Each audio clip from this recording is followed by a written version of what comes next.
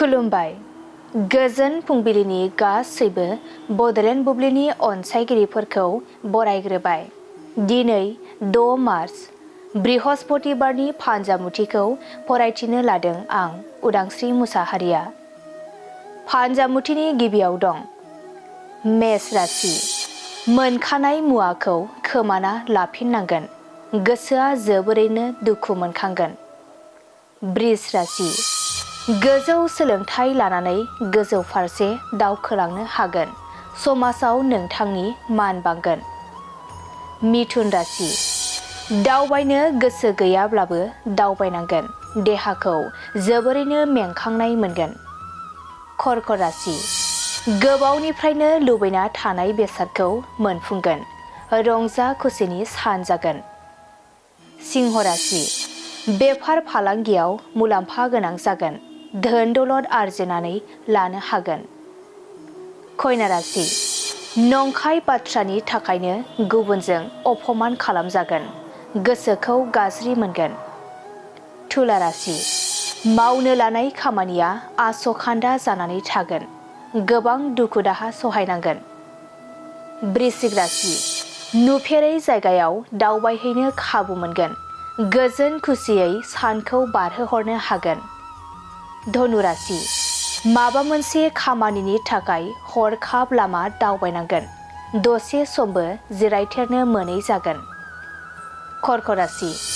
जिउनि थांखि लानायाव हेंथा फैगोन। साना जेथो गोनां जागोन। गाज्रि सान। कुम्भ राशि। सानै हयै हाबा मावाब्ला गिदिर जेंना सोमजिनो हागौ। उनदाहा सहायनांनो हागौ। मीन राशि। थांखिसिम सहैनो थाखाय गोबां गोहो बोलोनि गोनांथि जानो हागौ। गुबुननि मदद लानांगोन। दिनै सानसेनि राशि फरायथिनायाबो एसेनोसै। आसा खालामो नोंथांनि दिनैनि साना मोजाङै मोजां थांगोन बेखौ बड'लेण्ड बुब्लि नखरनिफ्राय मिजिंथिबाय। गोजोन्थों।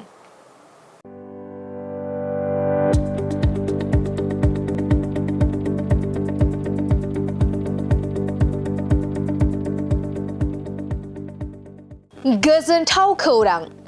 माय सथा स्कुल एबा आंनि फिसा फरायसालिया लानानै फैदों मोनसे गोजोनथाव खौरां।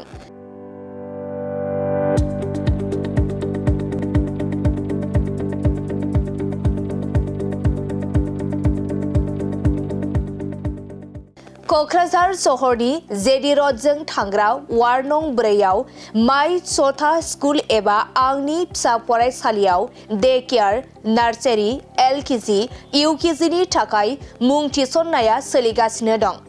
बे माय सथा स्कुल एबा आंनि फिसा फरायसालियाव फरायसा फरायसुलिफोरनि थाखाय गोबां सुबिदाफोरबो दं।